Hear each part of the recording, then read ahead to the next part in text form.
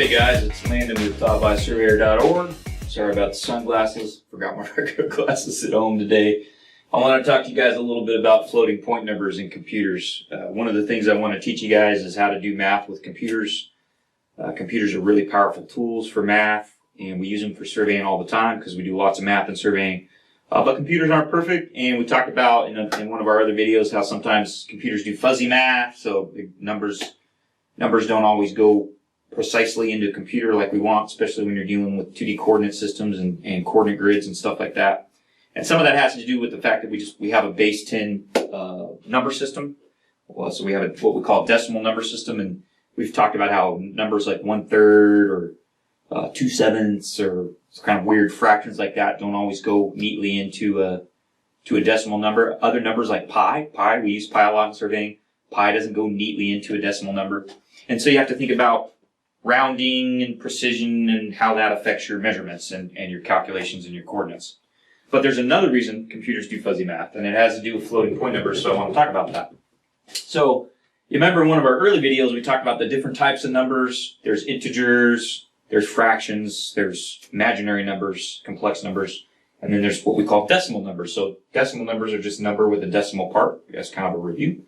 And so decimal numbers are a little bit tricky, and in programming we call those floating point numbers. And the reason why is because computers have a limited, there's a limit on the size of the numbers that they can deal with down up at the bare, what we call the bare hardware level. So you can deal with numbers of any size you want up in the software level, but down at the hardware level where the processor's actually moving bits and bytes around, there's a fixed size to the numbers that it can do math with.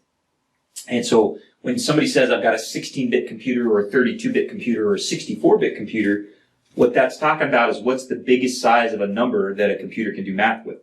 What's the number of bits? Bits is a little tiny part of a number.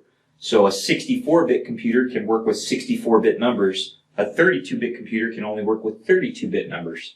Okay, and so that gets implemented in programming languages in different ways, but it has an impact on the way we do math, and so I want to explain that. So let's look at this number here. So this is a typical northing in a state plane coordinate here in California. And let's just say we have a computer that works with the maximum number of digits it can hold, and a decimal number is 12. Now, that's not true. The number of digits is bigger than that, but for this example, let's say it's 12. So we can represent this number right now in our floating point number, okay? But let's say we multiply this number by 10, so it's about to get a lot bigger. So if we multiply it by 10, we're going to get something that looks like this.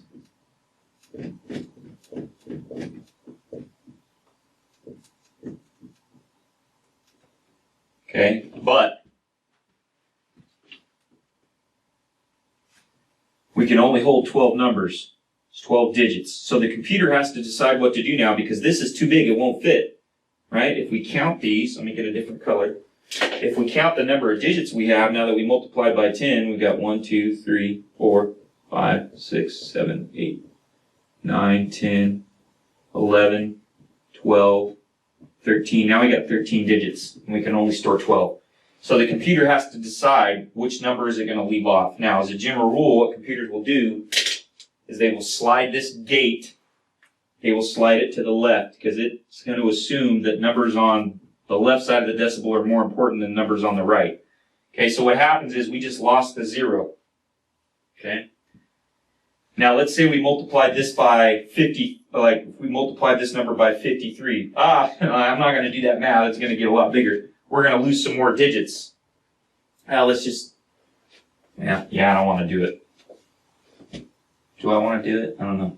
Anyways, this gate, this 12-digit gate, moves back and forth to the left and right as you do math. That's why it's called a floating point, because the position of the decimal point floats in this gate, right? And so you just have to remember, if you're doing math, especially with really big numbers, you're going to start losing precision. You're going to start losing significant digits off the right side of your number, off of this side of the decimal. Okay, and then when you start to add those numbers back up, or do your calculations to get your final answer, you could get rounding errors. Okay, I'll try and find a video that explains this in a little more detail, but I just want you to understand, in a computer, decimal numbers are stored as floating point numbers, They've got a fixed size.